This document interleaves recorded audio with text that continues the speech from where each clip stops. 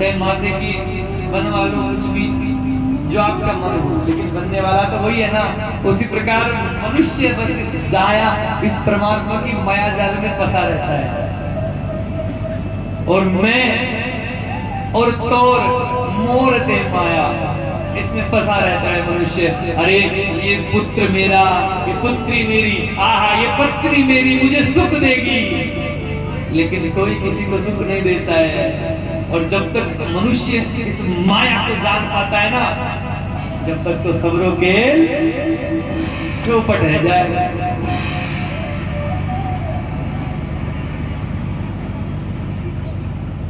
आस लगाए बैठे हैं कि ये पुत्र मेरा पुत्री मेरी, ये कुछ न कुछ तो अपना ऐसा करेंगे ना जिसके माध्यम से अपना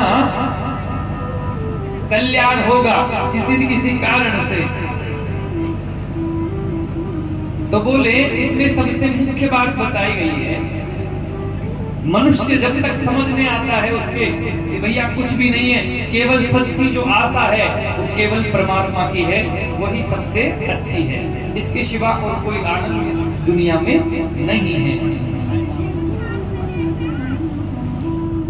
तो बोले 3 प्रकार के जो ताप हैं उनको नष्ट करती है ये भागवत। कौन कौन से? तापत्रय विनाशाय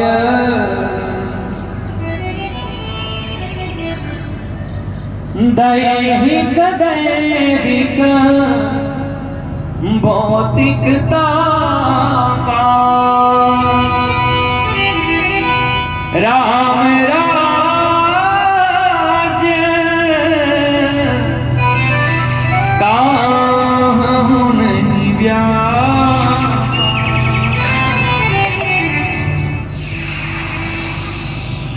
तीन प्रकार के ताप है।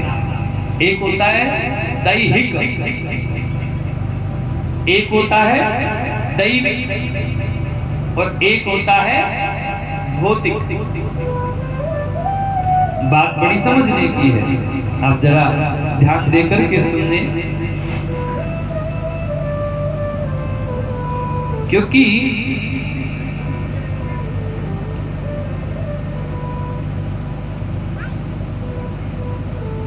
दैविक और दैहिक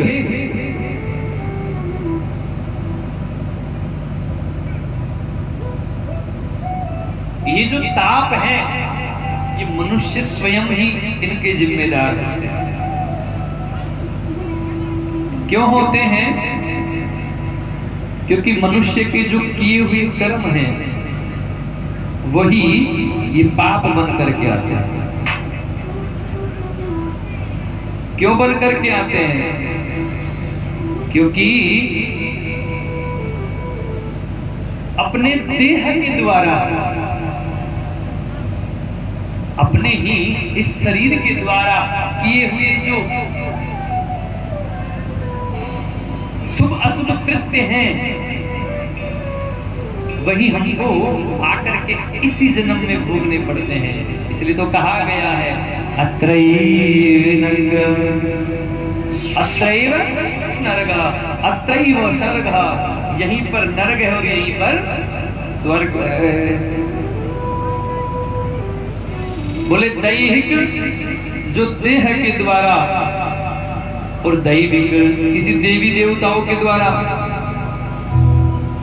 है ना, किसी देवी देवता इनके द्वारा जो ताप होते हैं। किसी किसी घर में बताते हैं कि महाराज हमारे तो पितृदोष है, ये है फलाना ढिमकाना अमकाना, महाराज मिटता ही नहीं देवी देवता का कुछ न कुछ झंझट हमारे जीवन में चलता ही रहता है।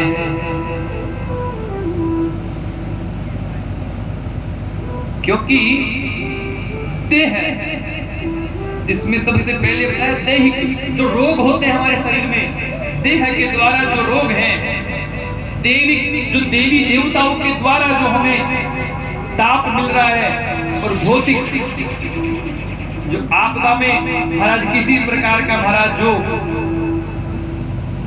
किसी भी भौतिक आपदा में किसी प्रभाव का हमें पता नहीं चलता है।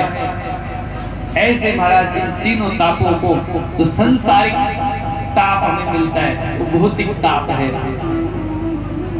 इन तीनों तापों से मनुष्य कोई न कोई ग्रसित है, लेकिन इन तीनों तापों से मनुष्य कब छुटकारा पा सकता है?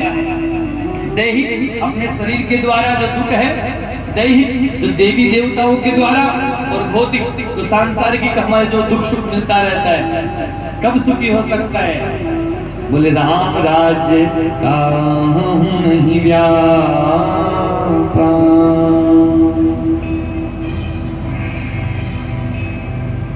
बोले इन तीनों पर जब विजय प्राप्त कर सकते हैं, क्योंकि भगवान राम जी ने भी इन पर विजय प्राप्त कर ली थी, हम भी कर सकते हैं। लेकिन कब?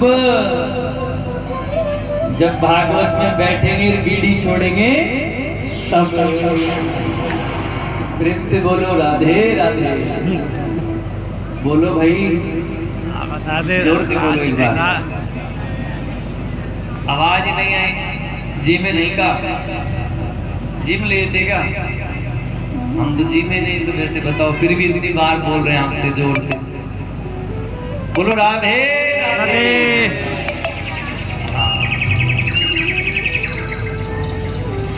एक भी व्यक्ति संसार में ऐसा नहीं कह रहे जो छाती ठोक के, ताल ठोक के कह सके भैया हम सुखी हैं। है क्या कोई? कोई भी नहीं है। आप में से कोई है? वो तो बता दो भैया। कोई दिखे ही नहीं आज के जमाने में सभी को। क्यों नहीं है? क्या कारण हो गया? क्योंकि महाराज हमारा दुख का कारण ही ये है कि हम जिनके पास रहते हैं या जिनके समीप रहते हैं, वो हमसे आगे क्यों बढ़ गया।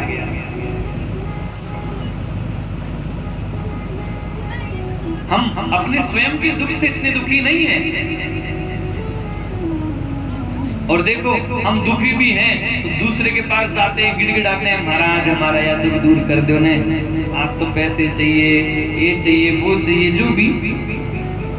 तो दयालुता, इतनी दयालुता वो नहीं दिखाता है। कुछ भी करना पड़ता है। अगर किसी व्यक्ति के, महाराज किसी की बेटी को ब्याह है और किसी सेठ आदमी के पास पैसे मांगना जाना पड़ेगा, तो कितना गिड़गिड़ाना पड़ेगा ना उसको। अरे साहब दे दो, बेटी का कन्यादान है, बारात चली जाएगी। कितना उस बाप को गिड़गिड़ाना पड़ेगा। क्यों? वो गरीब है। लेकिन भगवान तो इतने दयालु हैं। कैसे हैं? क्या करना पड़ेगा जो भगवान हमारे पर कृपा कर दे। आप भी चाहते हो कि भगवान आपके ऊपर कृपा करें? चाहोगे तो एक ही काम करना है, बस हाथ जोड़िए और उनको बोलो कि प्रणत देहिना पाप कर सनम।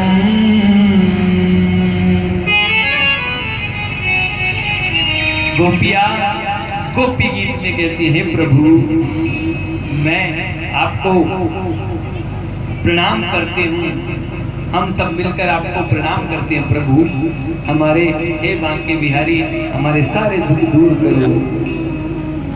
ऐसे दयालु भगवान को जब हम मान लेंगे, ये परमात्मा हम आपके हैं, और तम नमामि हरिं पदम्, उनको हम जब प्रणाम करेंगे तो सारे दुख हमारे दूर हो जाएंगे।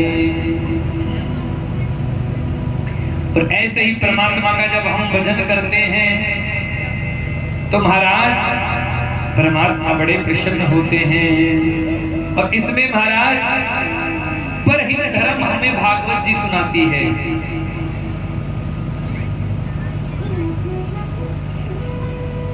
परहित धर्म कैसा होता है? परहित धर्म होता है कि जो अपने महाराज दुख में तो हंसे और दूसरे के दुख में वो रोए। परहित, क्योंकि अपने जो दुख होता है, अपने दुख को महाराज जो हंसना सिखाए उसे परहित कहते हैं। और दूसरा कोई दुखी है, उस दुख में महाराज रोना सिखाए। लेकिन उल्टा होता है, दूसरा कोई दुखी होगा तुरंत हंस जाएंगे, अरे भैया अच्छा वो के साथ से। हाँ, तो यही भागवत जी सिखाती है हमें कि हमें परहित सरिस धर्म नहीं भाई, पर पीड़ा सम नहीं अदमाई।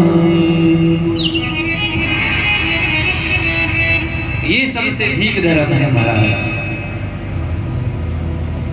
तो परमात्मा को कैसे भी करो, लेकिन परमात्मा को नमन करते रहो, परमात्मा को भजन करते रहो।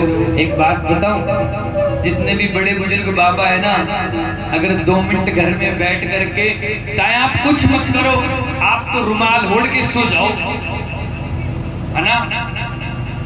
जैसे दासा होता है ना, दासे के पास जाओ और रुमाल लगा के ऐसे आराम से खूब खर्राटे लगे।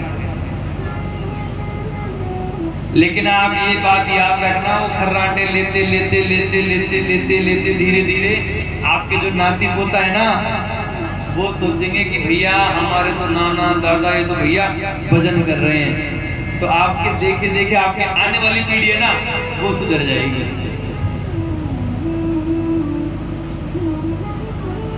क्यों? बोले उसमें आनंद है। उसमें आनंद क्या है? हे प्रभु कैसे भी करके मन आप तक लगा रहे हैं। महात्मा की जो चर्चा आती है वो बड़ी सुंदर है, क्योंकि इसमें आदरणीय श्री सूत जी तो सर्वप्रथम वंदन करते हैं कि जो सूत जी हैं वो जन्म लेते ही महाराज वो कहां चले गए। किसी बालक का जन्म हुआ हो और जन्म लेते ही महाराज उसका अभी नाल छेदन इत्यादि कर्म भी नहीं हुआ हो और सीधे महाराज अपने नाल को कंधे पर रखकर संन्यास की ओर आगे चले गए हो। ऐसे महाराज श्री शुकदेव जी महाराज पुत्र पुत्र कहते हुए वेद व्यासी उनके पीछे पीछे दौड़े जा रहे हैं। हे पुत्र हे पुत्र हे पुत्र रुको, परंतु आचार्य सुखदेव जी लौटकर नहीं आते हैं।